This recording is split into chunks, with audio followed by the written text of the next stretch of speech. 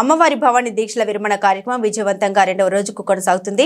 రాష్ట్ర వ్యాప్తంగా అమ్మవారి భవానీ దీక్షలు స్వీకరించిన దీక్షాపరులు దీక్ష విరమణ చేసేందుకు గాను అన్ని మార్గాల నుండి విజయవాడ నగరానికి చేరుకుంటున్నారు.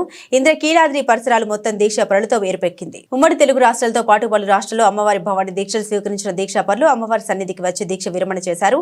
41 రోజు పాటు అమ్మవారి భవానీ దీక్షలు స్వీకరించిన భవానీలు తొలుత విజయవాడ చేరుకున్నారు. దీక్షల విరమణకు దుర్గగుడి అధికారులు ఇప్పటికే సకల ఏర్పాట్లను చేశారు. వివిధ రాష్ట్రాల నుండి వచ్చిన భవానీ దీక్ష పరులు నగరానికి వచ్చిన సీతమ్మ ఘాటు, పుష్కర ఘాటు, పున్నమి తదితర ఘాటులో పవిత్ర స్నానాలు ఆచరించారు.